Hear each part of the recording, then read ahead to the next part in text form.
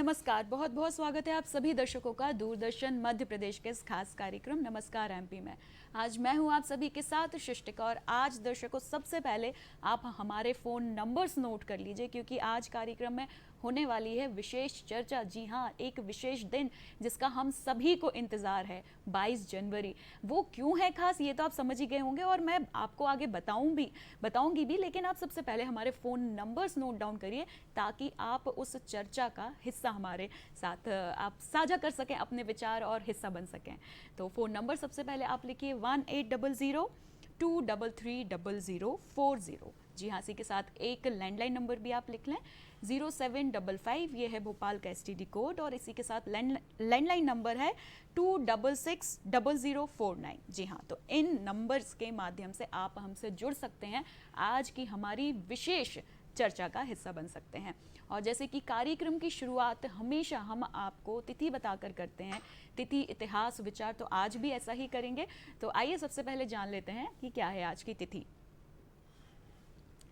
हिंदू पंचांग के अनुसार चल रहा है विक्रम संवत 2080, माह है पौष और आज है पौष माह के कृष्ण पक्ष की चतुर्दशी तिथि।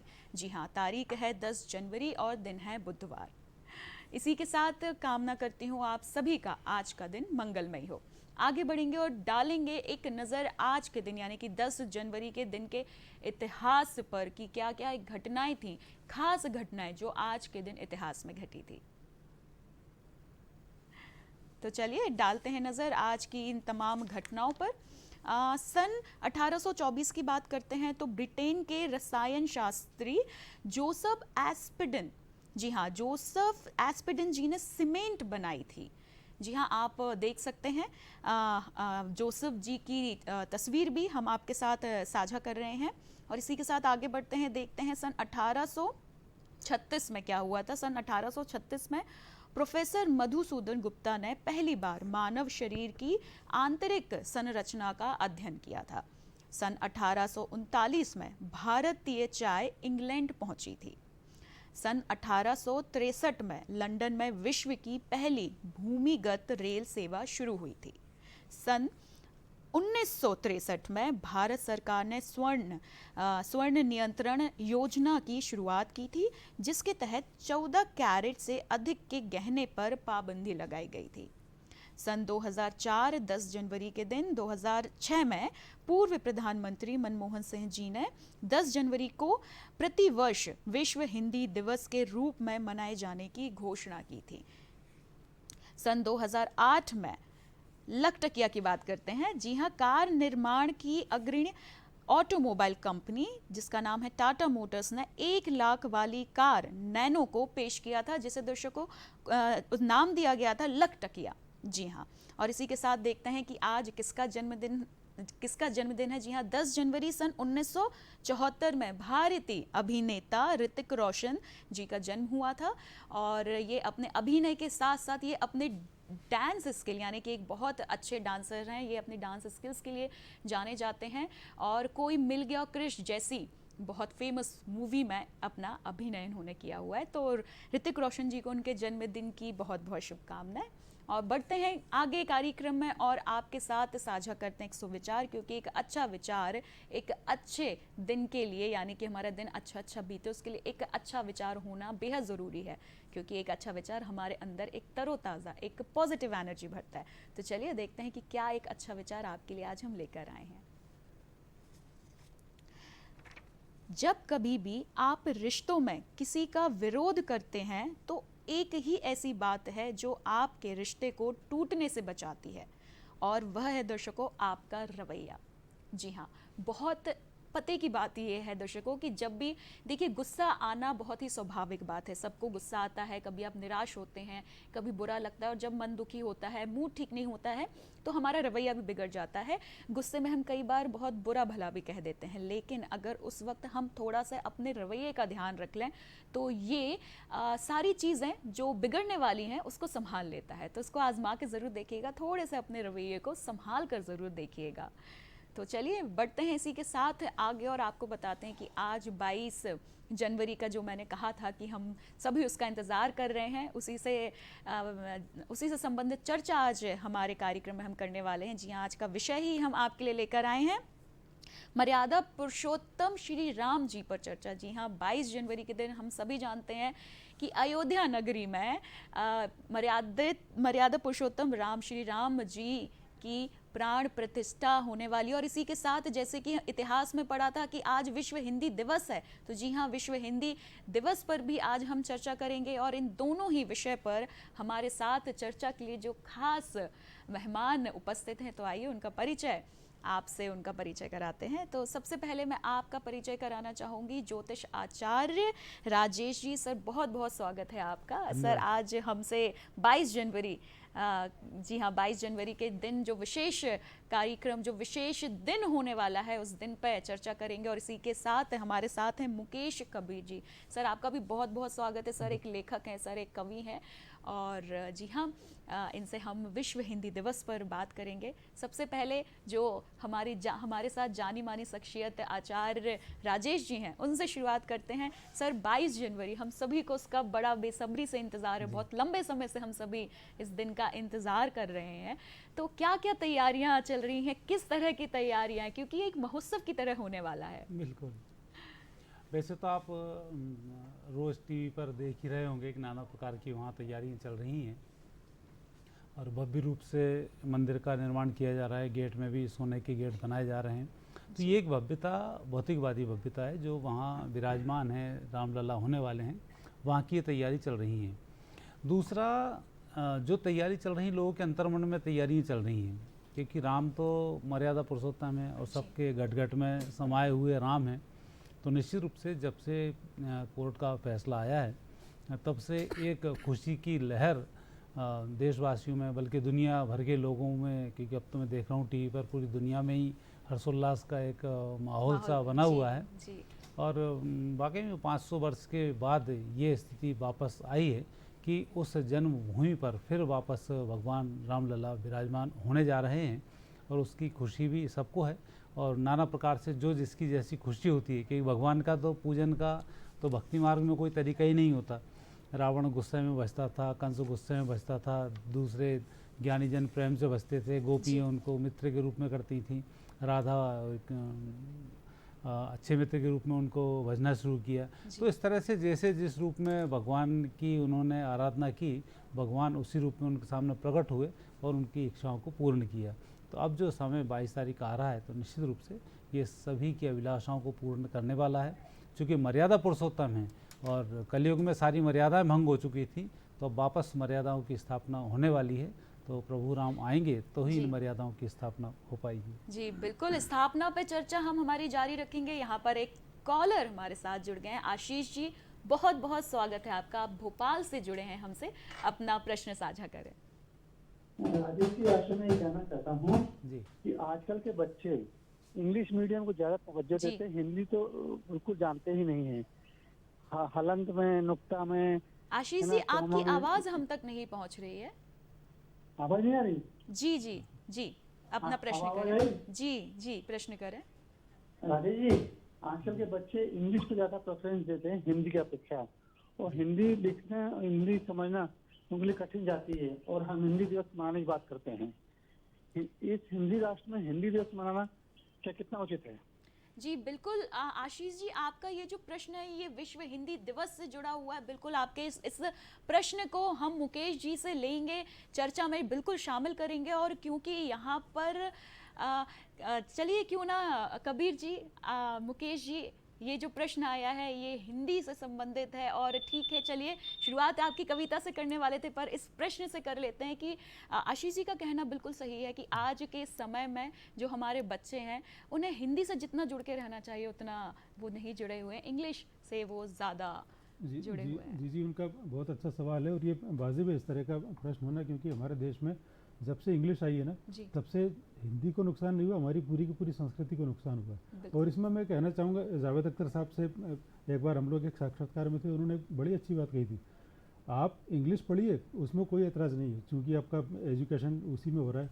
आप इंग्लिश पढ़िए, उसमें कोई दिक्कत नहीं, लेकिन आप हिंदी की कीमत पर इंग्लिश मत पढ़िए, आप हिंदी को भी बराबर पढ़ते रहिए, क्योंकि इंग्लिश जो है सिर्फ एक लैंग्वेज है, ये भाषा का माध्यम है, जबकि हिंदी पूरी की पूरी संस्कृति है। आपको अपनी संस्कृति यदि जिंदा रखना है तो आपको हिंदी पढ़ना पड़ेगा, क्योंकि अब जैसे मेरा एक गीत मैं आपको जो सुनाऊंगा, हिंदी क्या है कि पूरे के पूरे हिंदुस्तान की परिभाषा है, केवल भाषा तो नहीं है। और आज हमारे देश में जो कल्चर का जो नुकसान हो रहा है ना, ये सिर्फ इसलिए हो रहा है क्योंकि हमने हमारी भाषा को छोड़ दिया। तो मैं आपसे पूरी तरह सहमत हूँ, आशीष जी ने बिल्कुल सही सवाल किया कि इंग्लिश के कारण हम लोग हिंदी को, और इसका मैं आपको एक ये भी बता दूं कि इसकी शुरुआत हमें अब घर से करना पड़ेगा। स्कूलों के भरोसे रहने से कुछ नहीं होगा, बिल्कुल सही कहा, क्योंकि स्कूलों को जो सिलेबस है उनको उसको पूरा कराने में पूरा टाइम निकल जाता है। और दूसरा क्या है कि हिंदी की ज़रूरत किसको है? हिंदी की ज़रूरत स्कूलों को नहीं है, हिंदी की ज़रूरत हम लोगों को है। जिसको ज़रूरत है शुरुआत उसी को करना पड़ेगा, हर व्यक्ति को है। और जिस तरह से आज पूरी दुनिया में जो माहौल बन रहा है ना, खासकर सनातन को लेकर जो लोग इंटरेस्टेड हैं, सनातन के बारे में या हिंदू के बारे में, हिंदुस्तान के बारे में जो लोग जानकारी लेना चाहते हैं, इंग्लिश में आप उनको जानकारी नहीं दे सकते, क्योंकि एक एक शब्द का इम्पोर्टेंस होता है। और हिंदी एक ऐसी भाषा, आप देखिए हिंदी की भाषा की जो विशालता है, व्यापकता है, उसका एक इस बात से अंदाज़ा लगा लीजिए, जैसे एक शब्द है आँख। आँख को आप कितने इंग्लिश में कितने शब्द हैं आँख के लिए? एक मात्र आइज शब्द है। कभी कभी जो आपकी जो मेडिकल टर्म है उसको साइट के दिया जाता है, विजन के दिया जाता है, पर वो तो आँख का पर्यायवाची नहीं है। हिंदी में आप देखिए आँख है, वो नैना है, आँखियाँ, उसमें भी आप देखिए डेफिनेशन कैसे कैसे होती हैं। आँख से आपने यदि तिरछा देखा है, यदि आपने किसी को आकर्षित करने के लिए तिरछा देखा है तो वो चितवन हो जाती है। तो किसी को आपने व्यंग से देखा है तो वो कनखियाँ हो जाती हैं, चोरी से देखा है तो वो कनखियाँ हो जाती हैं, कृपा से आपने देखा, स्नेह से देखा तो वो दृष्टि हो जाती है। तो ये सिर्फ कमाल हिंदी कर सकती है। जब आप प्यार से बोलते हैं तो नयन का वो नैना हो जाता है। तो ये सिर्फ हिंदी की खासियत है कि एक एक शब्द के आपको करीब 20-20 पर्यायवाची मिल जाते हैं। यही कारण है कि दुनिया में सबसे समृद्ध कविता यदि कोई है तो हिंदी की कविता है, क्योंकि कविता के लिए शब्दों की ज़रूरत होती है और हिंदी में शब्दों की भरमार है। इसलिए मैं बार बार निवेदन करना चाहूँगा कि आप हिंदी से बिल्कुल दूर मत जाइए। हिंदी से आप दूर जाएंगे तो आपकी पूरी की पूरी संस्कृति से आप दूर चले जाएंगे, और इसका नुकसान इतना ज़्यादा होगा कि कभी कोई भी भाषा इसकी भरपाई नहीं कर पाएगी। सर, बहुत बहुत सुंदर तरीके से आपने इस प्रश्न का उत्तर दिया, और आपने जो बात कही है कि शब्दों से संदर्भ ही बदल जाता है, ये आपने बहुत सुंदर तरीके से इस बात को सहजता से समझाया। राजेश सर, आचार्य सर, मैं आपके पास आना चाहूँगी, और इसी बात से संबंधित एक प्रश्न आ रहा है कि पहले के समय में अगर हम देखें तो बच्चे दोहे, पंक्तियाँ कितना जुड़े होते थे, रामायण के जो श्लोक हैं इतना जुड़े होते थे, लेकिन आज के समय में वो उतना ही दूर हैं। तो सर क्या कहना चाहेंगे कि आज बच्चे, जो पहले का एक समय था कि हर मतलब श्लोक ऐसे ही चलते फिरते उनको याद रहते थे, और आज वो याद नहीं है उन्हें, इसका मुख्य कारण आपको क्या लगता है? मुख्य कारण तो ये रहा है कि जो हमारे विदेशी आक्रांत आए, इन्होंने हमारे पूरे समाज का, पूरे चरित्र का, पूरे संस्कृति का एक अध्ययन किया जी। और उस अध्ययन में फिर उन्होंने ये निष्कर्ष निकाला कि सबसे पहले तो इनको इनकी भाषा से दूर किया जाए। दूसरा, भारतीय संस्कृति की जो समृद्धता है वो यहाँ के तीज और त्यौहार हैं, इन तीज त्योहारों से अलग किया जाए। क्रिश्चियन मिशनरी आप देखना, जब भी एग्ज़ाम रखेंगे तब आपकी नवरात्रि चल रही होगी, जब आपके श्राद्ध पक्ष चल रहे होंगे, या जब आपका कोई दीपावली का त्यौहार आ रहा होगा, जबकि 25 दिसंबर से पूरे दिसंबर की छुट्टी रखते हैं, उसमें कुछ होता ही नहीं है जिसमें कि आप छुट्टी रखी जाओगी जी। पढ़ने के समय में बच्चों को सुबह 6 बजे बुला लेंगे, दिन भर का काम इतना दे देंगे कि बच्चों के साथ साथ माँ बाप भी उसमें व्यस्त हो जाएं कि हाँ उसका होमवर्क आया, और उसमें लेके माता पिता सब कोई कागज़ ढूंढता फिर रहा है, कोई गत्ता ढूंढ रहा है, कोई पिन ढूंढ रहा है, फिर मालूम पड़ा एक नया इंस्ट्रूमेंट तैयार किया। 10 दिन तक एक उनका पूरे परिवार का मिशन हो जाता है कि बच्चे के लिए एक जहाज़ तैयार करना है जो उनके स्कूल में दिखाना है, और उस जहाज़ की वहाँ कोई उपयोगिता नहीं है, वो ले आके एक तरफ पटक देते हैं। लेकिन उन्होंने विधिवत तरीके से आपके पूरे परिवार को उसमें एंगेज कर दिया। आप अपनी पूजन पाठ नहीं कर सकते क्योंकि सुबह 6 बजे से उनका स्कूल है, 5 बजे से आप उठा के बच्चों को, कोई ब्रश करा रहा है बेचारे, किसी की दाढ़ में लग रही, किसी का कुछ हो रहा है, भागता हुआ रोता पीटता, हम उसकी पिटाई कर देते हैं और भेज देते हैं स्कूल उसको। तो उन्होंने सुबह हमारी पूजन को नष्ट किया। बच्चा वहाँ से 1:30 से 2 बजे आता है, 1:30-2 बजे तक बच्चा 6 बजे का जब भूखा रहता है तो उसके शरीर में पेट से संबंधित शिकायत उसको होने लग जाती हैं। तो जो स्वास्थ्य जिसकी हम बात करते हैं, हमारी संस्कृति बात करती है, प्रातःकाल उठना चाहिए, स्नान ध्यान करना चाहिए, कले हुए अर्थात नाश्ता करना चाहिए, दूध पीना चाहिए। तो इन सब चीज़ों से जो हमारे स्वास्थ्य हैं वो कैसे दूर किए जाए, ये मिशनरियों ने पूरी इस पर एक तरीके से अटैक किया। जी। तो ऐसी ही संस्कृति में हमारी बहुत सारी चीज़ें रहीं जिनको हम बड़ी प्राथमिकता दिया करते थे। जी। वो प्राथमिकताएं उन्होंने हमारी सब नष्ट करना शुरू की और उन्होंने अपनी फिर अंग्रेजियत या अपने जो भी नियम है जी, उनको जी। थोपना शुरू किया जी, कि आप संडे के संडे भगवान चले जाओ, आपको कोई दिक्कत नहीं आई। जबकि हमारे यहाँ प्रतिदिन उत्सव जी होता है, बिल्कुल सही कहा। प्रकृति हमारे यहाँ प्रतिदिन नहीं हर होती है। दिन पूजा का महत्व है, हाँ। हर दिन पूजा करी जाए, इस चीज़ पर ज़्यादा जोर दिया जाता है। सर यहाँ पर हमारे साथ एक कॉलर जुड़ गए हैं, अशोक जी, आप जबलपुर से जुड़े हैं हमारे साथ। स्वागत है आपका, अपना प्रश्न करें। आचार्य जी से कि 22 जनवरी के दिन पूजा पाठ होगी तो हम तो वहाँ जा नहीं सकते हैं, तो कृपा करके आप हमें ये बताइए कि हमको कौन से मंत्र दंड बोलना चाहिए ताकि हम उनके साथ साथ पूजा पाठ कर सकें और उस पूजा पाठ का पूर्ण रूपेण हमको अच्छे से मिल सके और उनके दर्शन भी हो सके बाद में वहाँ पर। इसके लिए कुछ बताइए अच्छे से, जिससे कि हम उसको लिख के रख लें और उस दिन हम भी पूजा पाठ करें। बड़ी कृपा होगी, धन्यवाद। इसमें देखो भारतीय संस्कृति की यहाँ आपको व्यापकता दिखाई देगी। एक पूजन होती है जो हम प्रतिदिन अपने घर पर करते हैं, भगवान को हम अपने लाड़ लड़ाते हैं, उनके लिए जो भोजन सामग्री तैयार करते हैं प्रभु को हम अर्पित करते हैं और उसके बाद हम उस भोजन को ग्रहण करते हैं। तो भोजन के अंदर आए हुए समस्त दोष दूर होते हैं और हमें निर्दोष भोजन की प्राप्ति होती है, जो हमारे शरीर में पंच तत्वों को, पंच महाभूतों को ये हमें बैलेंस करता है। ऐसा ही ये जो त्यौहार है, मंदिरों में जाने की एक प्रथा होती है और अभी जिस 22 तारीख की आप बात कर रहे हैं, इस तारीख का जो त्यौहार मन रहा है ये पूरे विश्व पटल पर परिवर्तन का त्यौहार है, क्योंकि राम घटघट व्यासी हैं और व्यापी हैं और चेतना का जो शुद्धतम स्तर होना चाहिए वो भगवान श्री राम है। और जब यहाँ राम मंदिर में स्थापना हो रही तो आपको अयोध्या जाने की आवश्यकता नहीं है और ना ही ये हमें संकोच करना है कि हम प्रभु आपके पास नहीं पहुँच पाए, क्योंकि भगवान के स्वरूप को आपने देखा। भगवान कृष्ण के समय में जब रास हुआ, हर गोपी के साथ एक कृष्ण था, किसी गोपी को पता ही नहीं पड़ा कि कृष्ण हमारे साथ नहीं है। जब भगवान राम अयोध्या लौटे हैं तब सबसे ऐसे मिले हैं कि मतलब वो एक उनका मर्यादित स्वरूप था जी। जब सब लोगों से मिले हैं तो हर व्यक्ति ने कहा कि राम हमसे गले मिले, तो राम ने कितने स्वरूप प्रकट किए। तो आपके अंदर की जो आस्था है, उस आस्था को आप जितना रूप से फैलाकर जितना विस्तार देंगे, क्योंकि भारतीय संस्कृति आस्था, हमारे तत्व दर्शन की, इनकी सबकी संस्कृति है, तो इसलिए हम जितना विस्तार करते हैं उतना हमारे लिए लाभकारी होता है। तो इसलिए जिस तरह से हम राम नवमी का त्यौहार मनाते हैं, भगवान राम की हम आरती करते हैं, कई लोग रामायण का पाठ करते हैं, कई लोग सुंदरकांड का पाठ करते हैं, लोग राम रक्षा कवच का भी पाठ करते हैं। और कुछ नहीं होता है तो राम सीता की एक माला आप कर सकते हैं, क्योंकि राम जो शब्द है वो अपने आप में पूर्ण साहित्य है। तो आप उसी की एक माला, दो माला, जितना ज़्यादा से ज़्यादा कर सकें, क्योंकि ये जो घड़ी है 19 मिनट की घड़ी है और अभिजीत जो मुहूर्त होता है वो 11:40 से 12:20 तक रहता है। वो टाइमिंग थोड़ी आगे पीछे जाती है कि अयोध्या का टाइमिंग अलग है, भोपाल का अलग है, जबलपुर का अलग है। तो आप तो एक टेंटेटिव माने 11:40 से 12:20 तक आपको भगवान का भजन वहाँ पर ये सोचकर करना है कि मैं अयोध्या में बैठा हूँ। आप अपने टीवी के सामने बैठ जाएं और चित्रण करके निहारते रहें और आप अपनी माला को सटकाते रहें, आपका काम पूरा इसमें संपन्न हो जाएगा, इसमें कोई दिक्कत नहीं। और आखिरी में अपने भगवान जिसको जो आपके घर में मौजूद हैं, उन भगवान की, उन्हीं श्री राम के रूप में आप आराधना करें। क्यों? क्योंकि भगवान सभी रूप से आपके सामने उपस्थित होते हैं। भगवान शंकर ने इसलिए कहा है, प्रेम ते प्रकट होई में जाना, हरि व्यापक सर्वत्र समाना। तो वो प्रभु आपके जो स्वरूप हैं घर में पूजन वाले, उसमें उनका स्वरूप आएगा और आपको उसी आनंद की प्राप्ति होगी। इसलिए अब 12 बजे के लगभग जब वो मुहूर्त आता है, उस समय में आप अपने भगवान की आराधना करें और चमत्कार आप देखेंगे। बिल्कुल, क्योंकि मर्यादाओं के हटके अब समय, नया समय मर्यादाओं को वापस प्रारंभ हो रहा है, तो उसकी अनुभूति आपको साक्षात रूप से हो जाएगी। जी बिल्कुल। और जब इतनी सारी बातें हो रही हैं मर्यादा पुरुषोत्तम राम जी पर, तो क्यों ना एक मुकेश सर से, सर क्योंकि आई एम श्योर कि आप लेखक हैं सर, आप कवि हैं, तो आपने निश्चित रूप से राम जी पर भी कुछ ना कुछ लिखा ही होगा, तो क्यों ना वो साझा किया जाए हमारे दर्शकों के साथ। बिल्कुल। मैं आज हिंदी दिवस है, मैं हिंदी दिवस पर भी सुनाने वाला था, लेकिन राम जी से मैं शुरुआत जी, करूंगा। चर्चा यहाँ से शुरू हुई है तो बिल्कुल एक गीत राम जी पर हम आपसे सुनते हैं।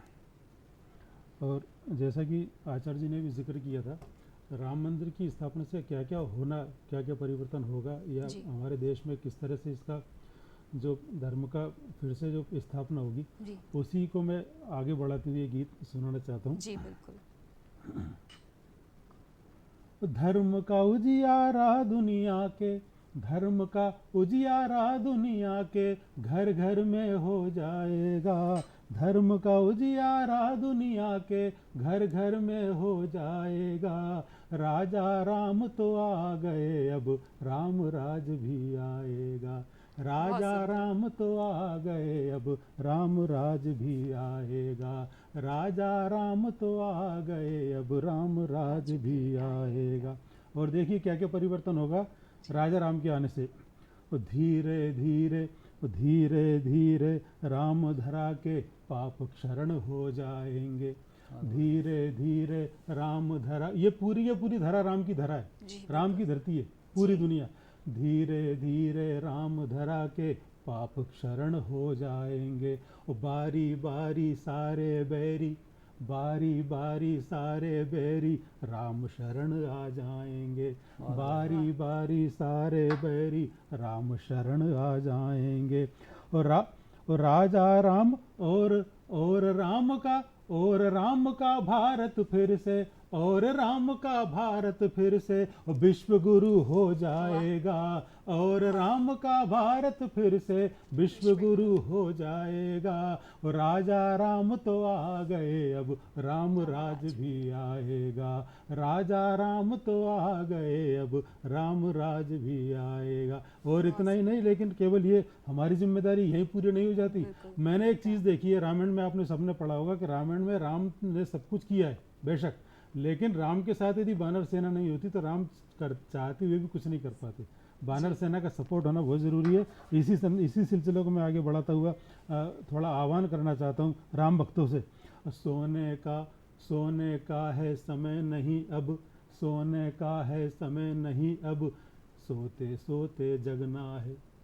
सोने का है समय नहीं अब, सोते सोते जगना है। वानर सेना बनकर हमको, वानर सेना बनकर हमको राम के संग में रमना है।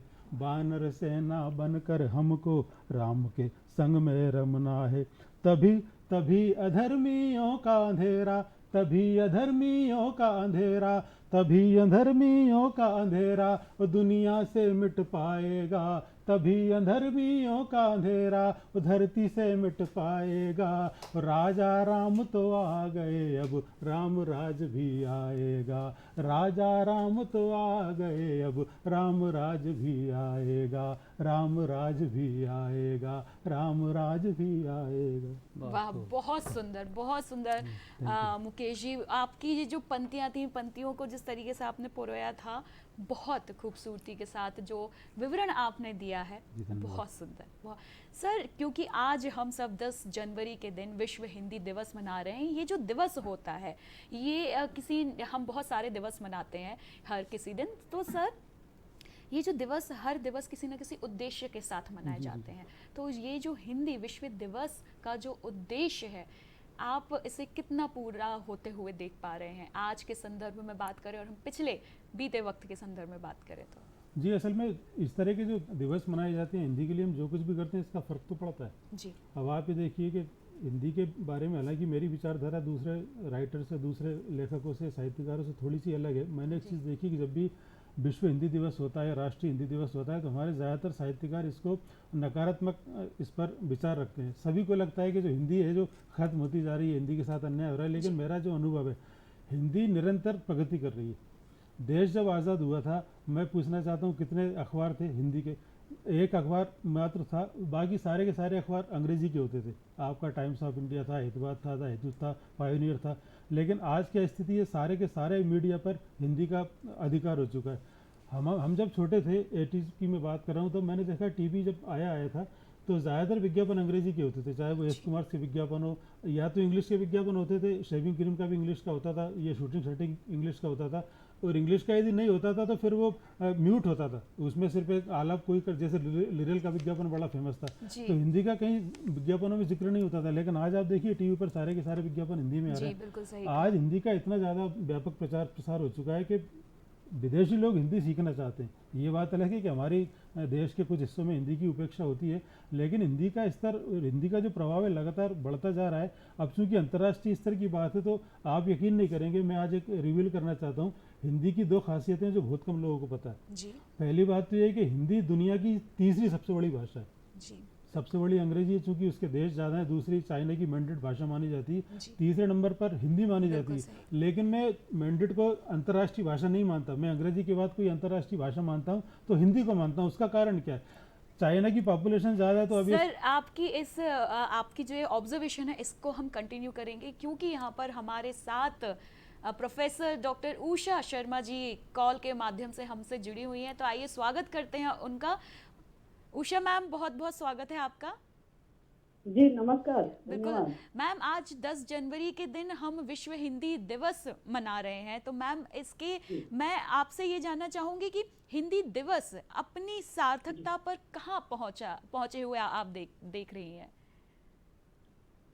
देखिए, हिंदी दिवस आज विश्व हिंदी दिवस मनाया जा रहा है। जी। ये विश्व हिंदी दिवस से ही हिंदी की सार्थकता जो है वो घोषित हो जाती है, जी। क्योंकि विश्व में सारे लोग जो हैं वो एक जगह पर एकत्रित होते हैं, और इस दिवस की महत्ता यह है कि हिंदी प्रेमी जो हैं पूरे विश्व से इकट्ठे होते हैं, और यह मेलबर्न में मनाया जा रहा है, इस वर्ष मनाया गया है।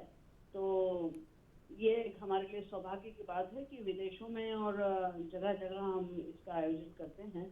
तो निश्चित रूप से इसकी सार्थकता और भी अधिक प्रमाणित हो जाती है इस बात से। और दूसरी बात यह है कि जिस तरह वहाँ पर लोगों का आगमन होता है वो सिद्ध करता है कि वो हिंदी के कितने प्रेमी हैं और हिंदी को कितना बढ़ावा देना चाहते हैं। जी बिल्कुल मैम, जहाँ तक हमें आपके बारे में पता है आप लिखती भी हैं, जी हाँ, आप एक लेखिका भी हैं, तो क्यों ना आज के दिन, यानी कि आज हम सभी विश्व हिंदी दिवस मना रहे हैं, तो क्यों ना आपकी लिखी हुई कोई 4 पंक्तियाँ आप हमारे साथ साझा करें। देखिए, मैं हिंदी का जो महत्व है वो इतना ज़्यादा है कि पूरे विश्व में हिंदी जैसी कोई भाषा नहीं, क्योंकि ये देववाणी से निकली हुई भाषा है। और हिंदी भाषा जो है उसमें शब्द का जो महत्व है वो ये है कि शब्द ही हमारे लिए ब्रह्म है ना जी। तो यहाँ पर हम हिंदी भाषा में उसके शब्द के 4 रूप देखते हैं, परा, पश्यंती, मध्यमा और वैखरी वाणी। यहाँ पर हम अधिक उसका विश्लेषण तो नहीं करेंगे, पर परा का अर्थ चैतन्य मात्र होता है, और पश्यंती मानव में कुछ शब्दों का अंकुरण होता है, उस स्थिति को हम शब्द पश्यंती कहते हैं। और मध्यमा में शब्द और अर्थ अभी भीतर ही है, बाहर प्रकट नहीं हुए हैं, तो उसको मध्यमा कहते हैं। और वैखरी वाणी जो प्रकट हो जाती है, तो शब्द की महिमा जो है वो हिंदी में बहुत गहन है। इस पर ही मैंने एक कविता लिखी है अपनी, और उसका शीर्षक है शब्द स्तुति। तो जब शब्द की महिमा में जाते हैं, क्योंकि हिंदी एक ऐसी भाषा है जिसमें मौन की भाषा है और जो प्रकट भाषा है, तो जो शब्द का हिंदी का जो 2 रूप हैं, नॉन वर्बल और वर्बल, वो दूसरी भाषाओं में हमें उस प्रकार देखने को नहीं मिलता है। हिंदी में पूरा ऐसे व्याख्यायित किया गया है, लेकिन मैं अपनी अनुभूति जो है आपको अपनी कविता के माध्यम से बताना चाहूँगी। जी बिल्कुल। कविता का शीर्षक है शब्द स्तुति। शब्द कैसे प्रकट होता है, शब्द क्या है, उसकी व्युत्पत्ति क्या है, तो इस पर लिखी हुई कुछ पंक्तियाँ। शब्द की खोज में, अर्थ के संधान में भटकती हूँ जितना, शब्द ब्रह्म से एक मौन आवाज उठती है नेति नेति, और फिर शब्द की प्रवृत्ति को तोड़कर ध्वनि के संसार में प्रवेश करते ही ध्वनि का विस्तार में शब्द के टूटे हुए इंगित बिखरते हैं निशब्द के सागर में। केवल अनुभूति शेष भावात्मक, क्या नाम दूं, किस सीमा में बांधूं, यह समझ नहीं पाती मेरी बुद्धि, और मैं मौन ही रह जाती हूँ। तब निशेष मौन अपने ही अर्थ को कहता है मौन। बहुत खूबसूरत पंक्तियाँ उषा मैम, बहुत बहुत धन्यवाद हमारे साथ जुड़ने के लिए। बिल्कुल इतनी सुंदर पंक्तियाँ उषा मैम ने अपनी हमारे साथ साझा करी शब्द पर। बिल्कुल हम इस बारे में भी मुकेश सर से चर्चा करेंगे और हिंदी दिवस पर उनकी लिखी हुई कविता भी उनसे सुनेंगे, लेकिन उनसे बात करने के पहले मैं आचार्य जी के पास आना चाहूँगी। आचार्य जी, यहाँ पर बात हुई थी, मुहूर्त की बात निकली थी, जो इसके पहले आप उत्तर दे रहे थे उसमें मुहूर्त विशेष का उल्लेख आपने किया था। तो सर 22 जनवरी ही क्यों ये दिन का चयन हुआ? कुछ तो विशेष बात ज़रूर होगी। कई बातें तो श्रुति जी ऐसी होती हैं जो प्रकृति ही उस चीज़ को फिक्स करती है कि कब कौन व्यक्ति उस कार्य के लिए सहायक व्यक्ति है, कब कौन सा समय है जब उसको प्रकट होना है। और जैसे बच्चा गर्भ में होता है तो खुद ही अपना समय डिसाइड करता है कि मैं प्रकृति में कब आऊँगा ताकि मैं अपनी जो इच्छाएं वो पूरी कर सकूँगा। तो डॉक्टर की मति भी वो वैसी फेर देता है, ज्योतिषी यदि पूछने जाओ तो उनकी मति भी वैसी हो जाती है और वो समय का चयन आखिरकार हो जाता है। तो वही स्थिति अभी 22 तारीख को भी हम देखते हैं। तो जैसे एक समय था जब देव दीपावली ही मनाई जाती थी जी। लेकिन जब भगवान राम का वनवास हुआ उसके बाद से देव दीपावली, अयोध्या वासियों ने दीपावली ही नहीं मनाई क्योंकि प्रभु नहीं थे वहाँ पर जी। जब भगवान का आगमन हुआ है तब अमावस्या के दिन वहाँ पर दीपावली मनाने की प्रथा शुरू हुई। तो 2 दीपावली बनी है अपने, एक बड़ी दीपावली एक छोटी दीपावली बनती है। तो एक देव दीपावली होती है, दूसरी जो हम दीपावली मनाते हैं ये होती है। अब तीसरी जो दीपावली है ये 22 तारीख को मनने वाली है क्योंकि अब कलयुग में भगवान का वापस प्राकट हुआ है और भगवान बाल स्वरूप में अब फिर पधारे हैं। तो इसलिए 22 तारीख के मुहूर्तों को यदि देखा जाए तो एक तो स्थापना का जो मुहूर्त है वो अभिजीत मुहूर्त है। अभिजीत मुहूर्त की स्थापना कभी भी निष्फल नहीं होती है। दूसरा मृगशिरा नक्षत्र है, मंगल जिसका स्वामी है जी। तो मंगल जिसका स्वामी हो तो मंगल वहाँ भी नहीं हो सकता है। तीसरा जिस समय में स्थापना होगी उस समय में मेष लग्न होगी, प्रकृति की खुद की लग्न है और लग्न में गुरु विराजमान है जो कई प्रकार के दोषों को, सहस्त्र दोष को दूर करता है। लग्न का बैठा हुआ गुरु तो वो यहाँ विराजमान है। दूसरा चंद्रमा है उच्च राशि के क्योंकि ये चंद्र बल भी बहुत महत्वपूर्ण होता है। तीसरा भगवान है सूर्यवंशी, सूर्य की इसमें देखा जाता है। सूर्य यहाँ मकर राशि के हैं जो उत्तरायण हो रहे हैं और मकर राशि के सूर्य 10वें भाव में बैठे होते हैं तो अपने आप में उनकी उच्च के गुरु की संज्ञा वहाँ पर प्रदान की जाती है। फिर इसकी विशेषता है कि शनि है जो एकादश स्थान पर स्वग्रही होकर विराजमान है, गुरु को तृतीय दृष्टि से देखते हैं। तो यहाँ शांति और इस स्थापना के बाद विश्व पटल पर भारत की स्थिति ये विश्व गुरु को दर्शाती है।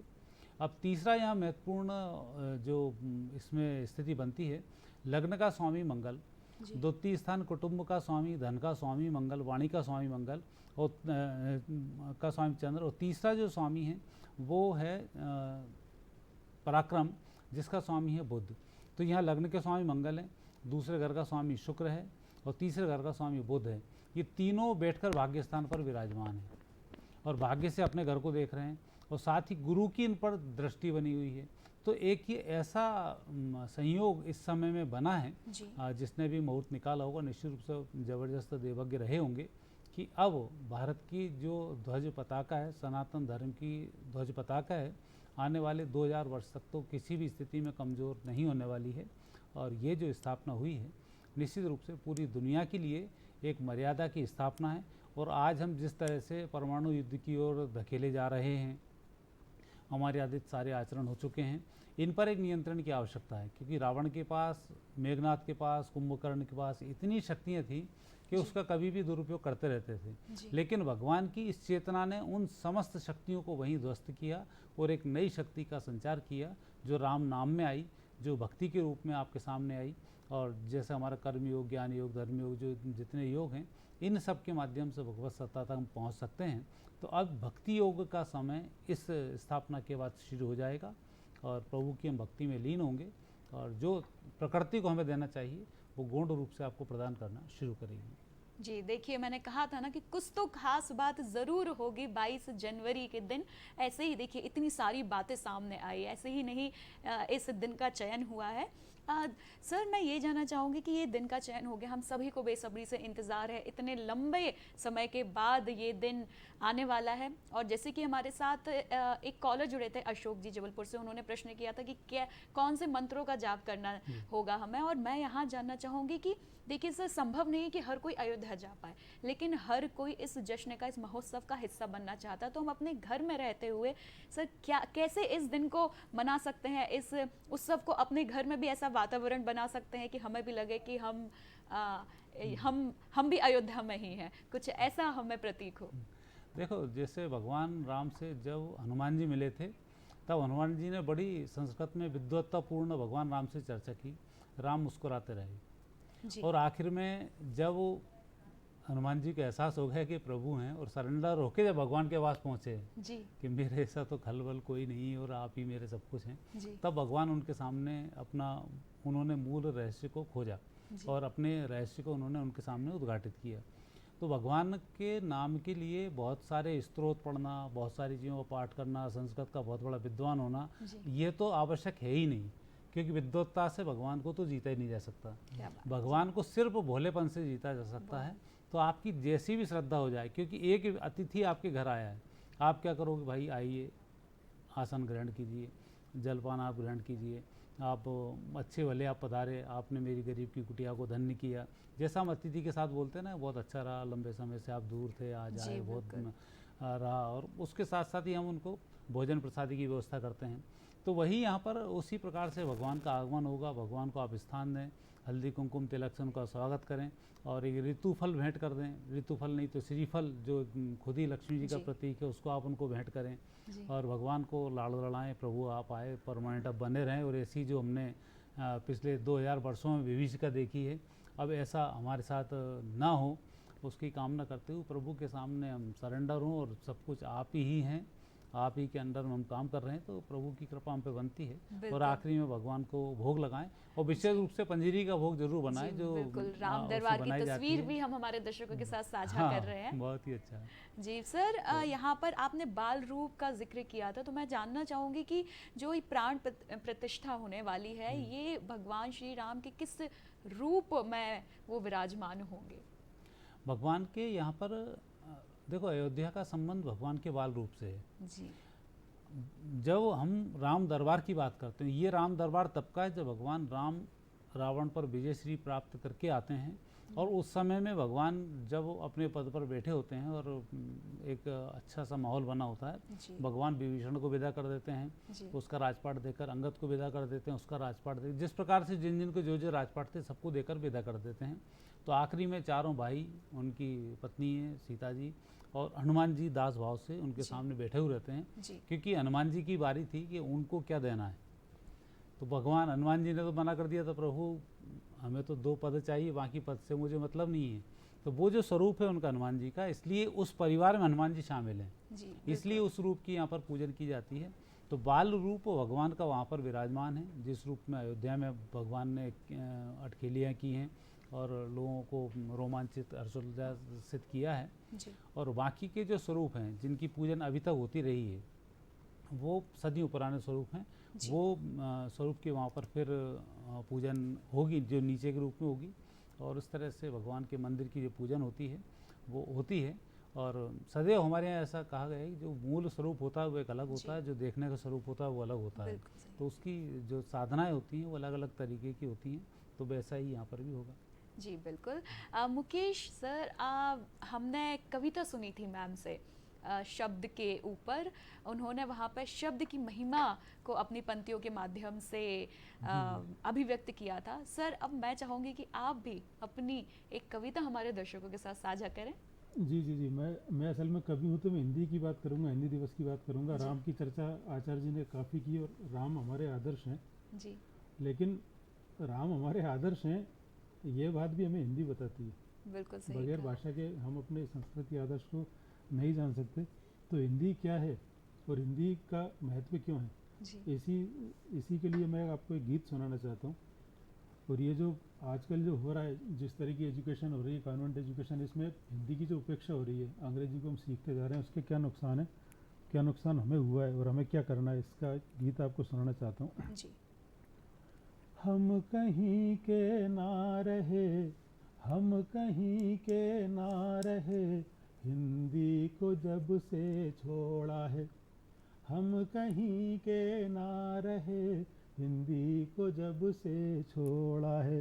वो एक विदेशी भाषा ने, एक विदेशी भाषा ने हमको जड़ों से तोड़ा है। हम कहीं के ना रहे, हिंदी को जब से छोड़ा। देखिए हिंदी क्या थी, क्या है हिंदी। हिंदी में तुलसी थे, ओ तुलसी के सियावर राम थे। हिंदी में ये तुलसीदास की जो मानस है ना, इसने ही सारी दुनिया में हिंदी को प्रतिष्ठा दिलाई है, लेकिन आज हम उसी को भूलते जा रहे हैं।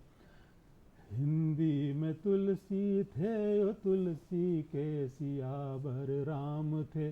हिंदी में मीरा सूर थे और सूर के घनश्याम थे। हिंदी में मीरा सूर थे और सूर के घनश्याम थे।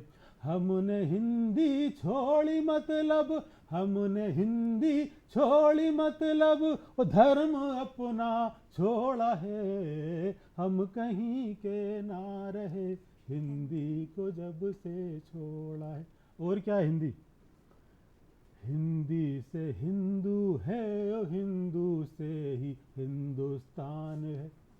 आधार है हमारे देश का हिंदी। बिल्कुल सही। और हमारे देश का आधार मतलब इस दुनिया का आधार है। जी सारी दुनिया को आधार देने वाली कोई एकमात्र भाषा है तो हिंदी भाषा है। आप दुनिया का कोई भी साहित्य पढ़ लीजिए, सारा का सारा आपको समझ में आ जाएगा कि हिंदी से ट्रांसलेट हुआ है। ऐसी आधार वाली भाषा है, इसलिए इसका होना बहुत ज़रूरी है।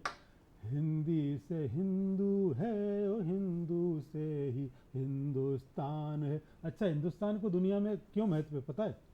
हिंदी ग्रंथों के ही कारण दुनिया में सम्मान है। बिल्कुल आज सही। अंग्रेज जो आते हैं वो इंजीनियरिंग के लिए नहीं आते, डॉक्टरी के लिए नहीं आते। उनके पास बिल्कुल हमसे सही अच्छे साइंटिस्ट हैं, अच्छे उनके पास इंजीनियर, अच्छे डॉक्टर हैं, लेकिन उनके पास एक चीज़ जो नहीं है वो हिंदी साहित्य, हिंदुस्तान जैसा साहित्य उनके पास नहीं है।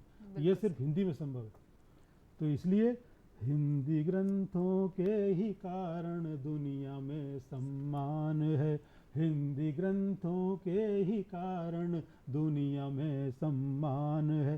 फिर राम से क्यों तोड़ रिश्ता, फिर राम से क्यों तोड़ रिश्ता, रोमियो से जोड़ा है। हम कहीं के ना रहे, हिंदी को जब से छोड़ा है। एक विदेशी भाषा ने हमको जड़ों से तोड़ा है। हम कहीं के ना रहे, हिंदी को जब से छोड़ा है। हिंदी को जब से छोड़ा है, हिंदी को जब से छोड़ा। बहुत बहुत सुंदर सर, बहुत सुंदर पंक्तियाँ आपकी। सर आपकी पंक्तियों से ही एक प्रश्न मेरे मन में आ रहा है, क्योंकि आपने कहीं ना कहीं बताया कि हम रोमियो जूलियट से ज़्यादा जुड़ गए हैं। सर आप ये अंतर हम सभी देख सकते हैं कि पहले के समय में हमारे जो बच्चे थे वो जो आज के समय में देखें तो जॉनी जॉनी यस पापा या रेन रेन गो अवे सीख कर बड़े हो रहे हैं। और वही एक समय था कि जब हमारे यहाँ पर बच्चे श्लोक, हिंदी के श्लोक, कबीर की पंक्तियाँ, ये सब पढ़ के बड़े हुआ करते थे और उनको मुंह जुबानी याद भी हुआ करती थी। आज वो मुंह जुबानी की बात तो बहुत दूर चली गई है और इंग्लिश राइम्स ने वो जगह ले ली। तो सर आप क्या कहेंगे इस चीज़ के चलते कि ये जो चीज़ है हिंदी, हमारी मातृभाषा के प्रति आस्था बच्चों के मन में बनी रहे, ये बचपन से ही, शुरुआत से ही ये चीज़ उनके अंदर ये संस्कार डाल देना चाहिए, या फिर ठीक है कि इसलिए छोड़ देना चाहिए कि ठीक है बड़े होते होते हम सीख लेंगे? देखिए, स्कूल हम क्यों भेजते हैं बच्चों को? शिक्षा के लिए, लेकिन शिक्षा क्या है ये तो समझना पड़ेगा ना। स्कूल में ये जो एजुकेशन शब्द है ना, एजुकेशन शब्द कभी भी शिक्षा शब्द का विकल्प नहीं बन सकता जी। शिक्षा सिर्फ मिलती है हिंदी में, क्योंकि हिंदी ओरिजिन संस्कृत से निकली हुई, संस्कृत शिक्षा की सबसे बड़ी भाषा है। और इसलिए आप देखिए हिंदी का जो साहित्य है, इसमें अब आप देखिए, आप जॉनी जॉनी यस पापा है, ये इस कविता का, इससे आपको क्या शिक्षा मिलेगी, क्या आपको लेसन मिलेगा इससे? हिंदी में आप कबीर का पढ़ ली। मैं ये कहता हूँ कि आप अंग्रेजी की जितनी भी एजुकेशन है, पूरी की पूरी किताबें आप एक तरफ रख दीजिए। कबीर का एकमात्र दोहा, पोथी पढ़ पढ़ जग मुआ, पंडित भया न कोय, ढाई आखर प्रेम का पढ़े से पंडित हुए। दुनिया की सारी किताबें आप इस केवल 2 लाइन के मुकाबले आप खड़ा करके बता दीजिए। तो हमारे जो बड़े बड़े ये जो हमारे कवि थे, केवल कवि नहीं थे, बड़े बड़े संत फकीर थे। आपके तुलसीदास थे, कबीरदास थे, रहीमदास थे। इन्होंने पूरी की पूरी तपस्या करने के बाद 2 लाइनें लिखी हैं। तो वो चीज़ें आपको मिलती हैं हिंदी साहित्य में। अब रामचरितमानस जो है, रामचरितमानस में आप पूरा के पूरा रामचरितमानस पढ़ते जाइए, एक एक पंक्ति में, एक एक दोहे में इतनी बड़ी बड़ी शिक्षा की उसमें बातें कर दी हैं कि जो आजकल यूजीसी वाले पूरा का पूरा एजुकेशन नहीं दे पाते जो एक। तो इसलिए मेरा ऐसा मानना है कि हिंदी से जुड़ना इसलिए ज़रूरी नहीं कि हिंदी एक भाषा है, भाषा तो बच्चा जो पैदा होता है, जिस देश में पैदा होता है, जिस संस्कृति में पैदा होता है, भाषा तो सीख जाता है। देश में हिंदी बोली तो जाती है क्योंकि हमारी मातृभाषा है, लेकिन हमें बोलना क्या है, सोचना क्या है, ये तो हमें हिंदी साहित्य बताएगा। हमारे कबीरदास बताएंगे, सूरदास बताएंगे, तुलसीदास बताएंगे, हमारे दिनकर बताएंगे, हमारे दुष्यंत कुमार त्यागी बताएंगे। तो इन सबको यदि आप पढ़ना चाहते हैं तो आपको हिंदी सीखना पड़ेगा, और इनको पढ़ने से आप पूरा के पूरा जो एक शिक्षित होगा पूरा और आप ये देखिए इसका फ़र्क पड़ा है। हमारे देश में जब तक हिंदी हमारी भाषा थी, हिंदी शिक्षा का माध्यम था, हमारे देश के संस्कार बहुत ऊंचे थे। हमारे यहाँ चलता था सादा जीवन उच्च विचार। बिल्कुल हम फकीरी में रहते थे, लेकिन हमारा थिंकिंग बहुत हाई था। उसके कारण क्या था कि दुनिया में टेंशन नहीं था। आज दुनिया भर की सारी सुख सुविधाएं हमारे पास हैं, लेकिन सुकून नहीं है। और अल्टीमेटली शिक्षा का माध्यम तो सुकून ही है ना। आपको शिक्षा से सिर्फ आप एक ऐसा व्यक्ति बनते हैं जो समाज के लिए फ़ायदेमंद साबित हो। अब आपके खुद के दिमाग में इतना ज़्यादा टेंशन होगा तो आप समाज को क्या सुकून देंगे, समाज के लिए क्या सही साबित होंगे। इसलिए मेरा ऐसा मानना है कि हिंदी चाहे आप स्कूलों में पढ़े या ना पढ़े, लेकिन घर में आप पढ़ें। हम जब छोटे थे, मुझे अच्छे से पता है, हम जब छोटे थे, आचार्य जी को भी पता होगा अच्छे से, रामचरितमानस का पाठ घरों में होता था। आज भी नवरात्रि पर गांव-गांव में रामचरित का मानस मैं तो ये बोलता हूँ कि आप यदि कुछ नहीं पढ़ पा रहे हैं तो रामचरितमानस का जो 9 दिन का पाठ होता है आप उसी को अच्छे से कर लें। जी, रामलीलाएं हुआ करती थी। रामलीला हुआ करती थी। तो उससे क्या है कि बच्चों एक मैं बताता हूँ, गोपालदास नीरज जी से हमारा एक बार मिलना हुआ था। तो उन्होंने हमें कहा था कि एक ज़माने में जो कवि सम्मेलन होते हैं, हिंदी के जो कवि सम्मेलन होते हैं, कवि गोष्ठियाँ होती हैं, ये शिक्षा के केंद्र हुआ करते थे।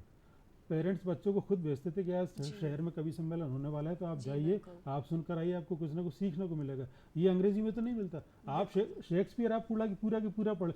शेक्सपियर का पूरा जो आधार है वो सांसारिक प्रेम है। आपका जो उसका जो रोमियो जूलियट बड़ा प्रसिद्ध जो नाटक है, रोमियो जूलियट में पूरा की पूरा सांसारिक प्रेम है। दूसरा क्या है कि उसका जो अंत है वो पूरा ट्रेजिक एंड है। हिंदुस्तान के कितने भी आप कालिदास को उठा लीजिए, चाहे तुलसीदास को उठा लीजिए, वाल्मीकि को उठा लीजिए, हमारे यहाँ ट्रेजिक एंड की परंपरा नहीं है। हमारे यहाँ क्योंकि शिक्षा संस्कार इस तरह का दिया जाता है कि आखिरी में अंत भला तो सब भला, ये मानने वाले लोग हैं।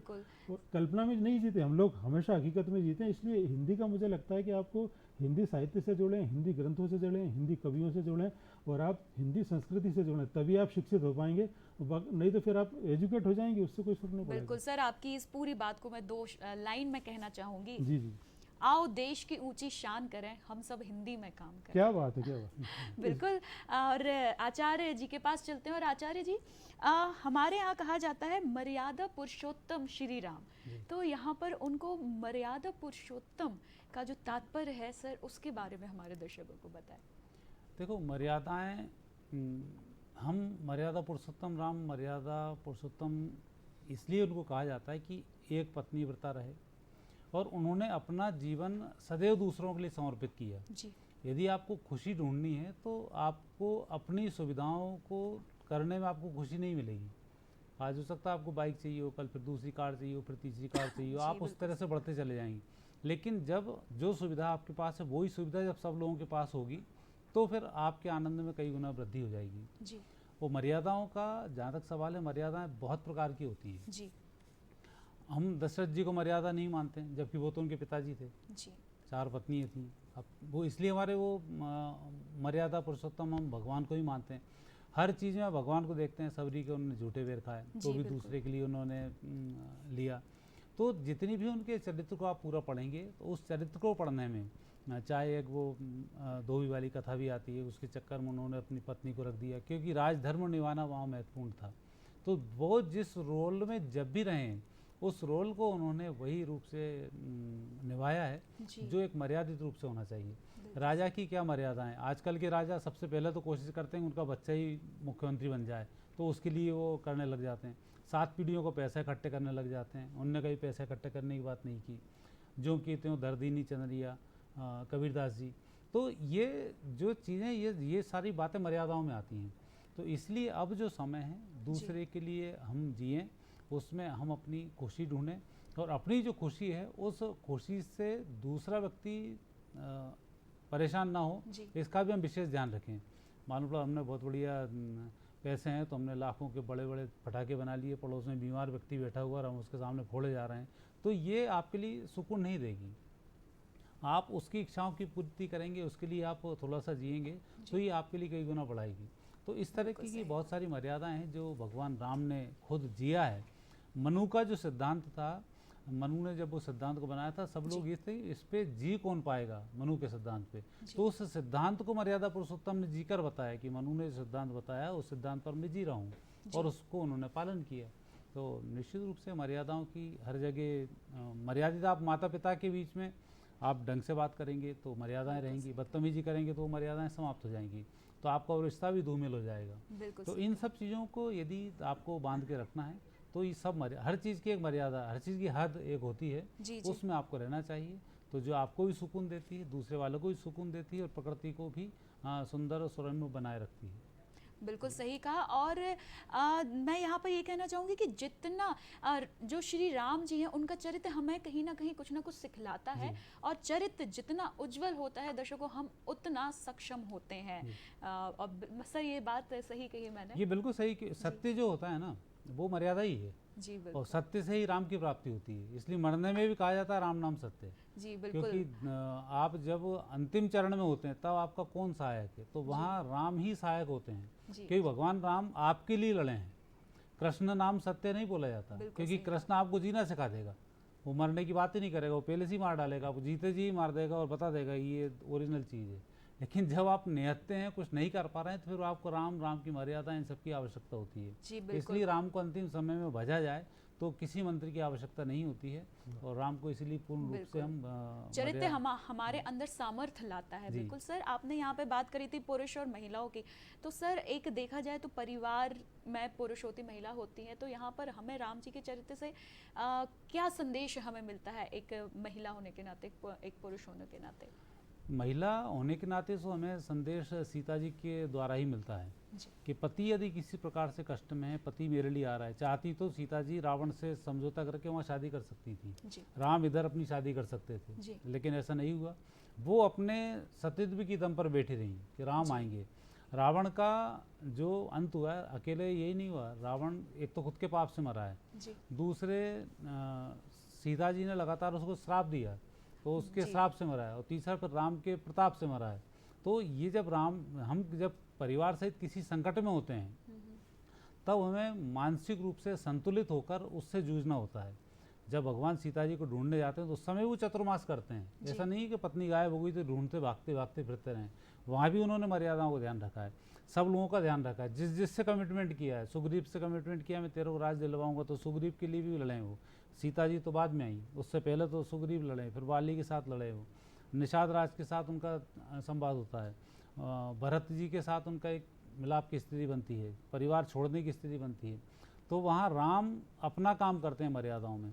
राम का भाई ये नहीं कि भाई चला गया तो अब अभिषेक में कर लूँ। आज के नेताओं में तत्काल जैसे भाई साइडलाइन होता है तो भतीजा एंट्री कर जाता है या उसका भाई एंट्री कर जाता है नेतागिरी में, लेकिन उसका भाई खड़ऊ लेके पूजन करने बैठा है। जी बिल्कुल। तीसरा भाई जो फालतू घूमता था वो पूरे राज्य की सुरक्षा में लगा हुआ है। जी एक भाई भगवान और परिवार की सुरक्षा में लगा हुआ है, सीता जी अपने उसमें लगी हुई, तो परिवार जी, है। बहुत सुंदर उत्तर। मुकेश सर, मैं आपके पास आना चाहूँगी। सर आपने क्योंकि बहुत पूरा भारत घूमा हुआ है, आप अपने कविता पाठ के लिए आप गए हुए हैं, बिल्कुल समय हमें और इजाज़त नहीं दे रहा है कि हम बातचीत करें, पर मैं जाते जाते आपसे आपकी कुछ पंक्तियाँ ज़रूर सुनना चाहूँगी। जी जी। मैं आपको एक अपना गीत सुनाता हूँ, प्रतिनिधि गीत। जी। तो चूँकि आपने भारत की बात की है जी बिल्कुल। तो मैं सीधा उस गीत से आपको जी जोड़ना सर, चाहूँगा। बहुत समय तो हमारे पास नहीं है, लेकिन फिर भी उस गीत की कुछ पंक्तियाँ मैं ज़रूर सुनना हाँ, चाहूँगी। जितना आप सुने फिर मुझे बता जी दीजिएगा। बिल्कुल। भारत के रहने वाले हैं, भारत की महिमा गाएंगे, भारत के रहने वाले हैं, भारत की महिमा गाएंगे, भारत के रहने वाले हैं, भारत की महिमा गाएंगे। वो चाहे जितने कष्ट मिले, चाहे जितने कष्ट मिले, हर जन्म यहीं पर चाहेंगे, चाहे जितने कष्ट मिले, हर जन्म यहीं पर चाहेंगे। वो खुद मिट कर भी करते रहेंगे, वो खुद मिट कर भी करते रहेंगे, इसको हम आबाद, वो खुद मिट कर भी करते रहेंगे, इसको हम आबाद। हिंदुस्तान जिंदाबाद, हिंदुस्तान जिंदाबाद, हिंदुस्तान जिंदाबाद, हिंदुस्तान जिंदाबाद। हिंदुस्तान जिंदाबाद, हिंदुस्तान बहुत सुंदर पंक्तियाँ मुकेश जी, बहुत खूबसूरत, बहुत देश की महिमा को आपने इतने अच्छे शब्दों में परोया है, बिल्कुल। और बहुत बहुत धन्यवाद सर इसी के साथ आपका, आप कार्यक्रम में आपने अपना समय दिया। आचार्य सर आपके लिए भी बहुत बहुत आचार्य जी राजेश जी, आपने आज कार्यक्रम के लिए समय निकाला, बहुत बहुत धन्यवाद। और दर्शकों, जैसे कि 22 तारीख की तैयारियां चल रही हैं, तो बिल्कुल जोर शोर से तैयारियां करिए। एक और दिवाली हम 22 तारीख को मनाएंगे। और जैसे कि हमने आज बात करी 10 जनवरी विश्व हिंदी दिवस, तो जी हाँ बिल्कुल, आज के दिन हिंदी के प्रचार प्रसार के प्रति जागरूकता लोगों में लाने के लिए ये दिवस हम मनाते हैं। इसलिए कोशिश करिए कि हम अपने बच्चों को हिंदी से जोड़ के रखें, क्योंकि जैसे कि मुकेश जी ने कहा था कि कहीं ना कहीं हम ही हैं वो जो बच्चों को हिंदी से जोड़ पाएंगे, क्योंकि शुरुआत सबसे पहले घर से होती है। तो बिल्कुल इस बात का आप मुख्य रूप से ध्यान रखें। और अंत में आप सभी को मैं यही कहना चाहूँगी कि जो मुकेश सर ने भी कहा था कि जो हिंदी है वो हमारे भारत की परिभाषा है, भाषा नहीं, यहाँ तक सीमित नहीं है, वो परिभाषा है। बिल्कुल सही कहा। और दर्शकों, जो हिंदी भाषा है वो हिंदी भाषा अनेकता में एकता को स्थापित करने का एक मात्र सूत्रधारा है। जी हाँ बिल्कुल, तो याद रखें और हिंदी से जुड़े रहें। और उम्मीद करती हूँ कि आज का हमारा ये अंक आप सभी को पसंद आया होगा। अगले अंक में आपसे फिर मिलना होगा, मुझे अनुमति दीजिए, नमस्कार।